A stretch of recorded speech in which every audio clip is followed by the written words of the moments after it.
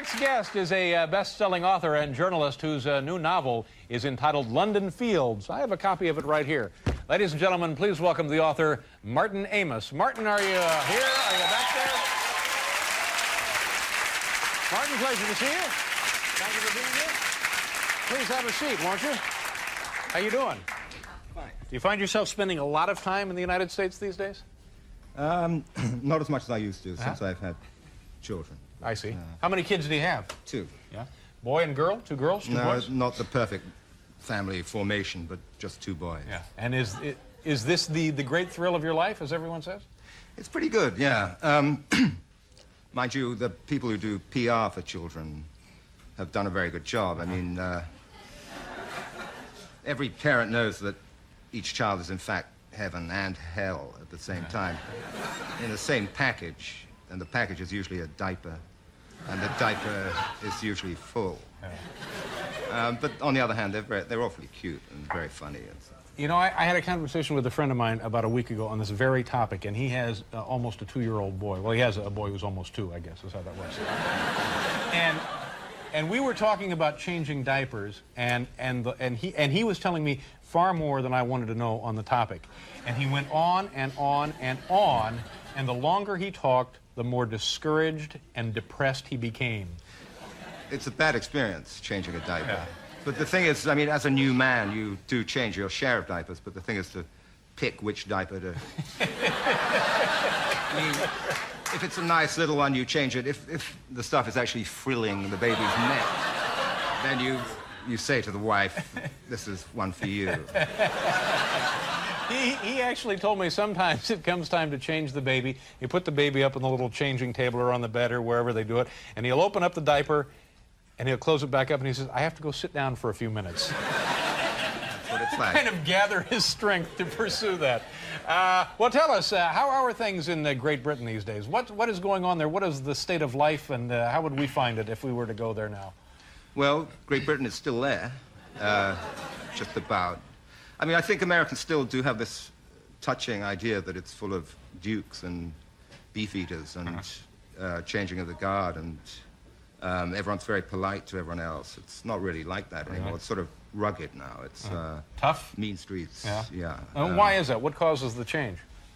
Well, it's partly the old witch, Margaret Thatcher, has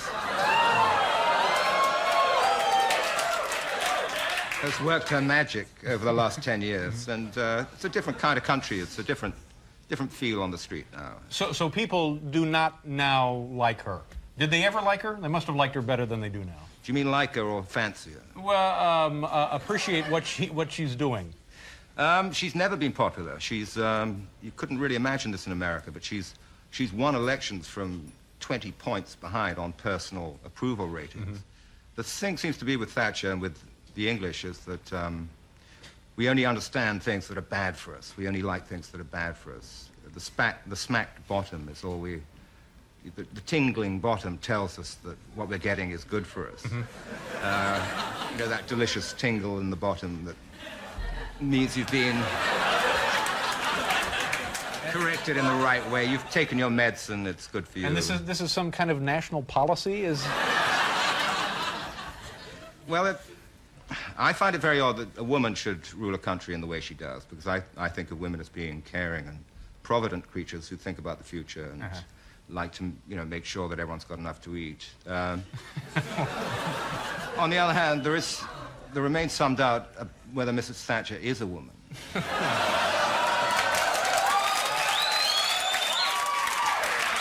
And at these summits she attends, I think there's a widespread anxiety that one day she's going to suddenly march into the wrong toilet. This is Mitterrand of France said that she has the eyes of Caligula and the mouth of Marilyn Monroe. Brzezinski, your own Zbigniew Brzezinski, said that he thought she was a woman without any female qualities at all. In fact, this is well known in England, she takes a lot of hormone pills. So in fact, she's toxic with estrogen. And this is how...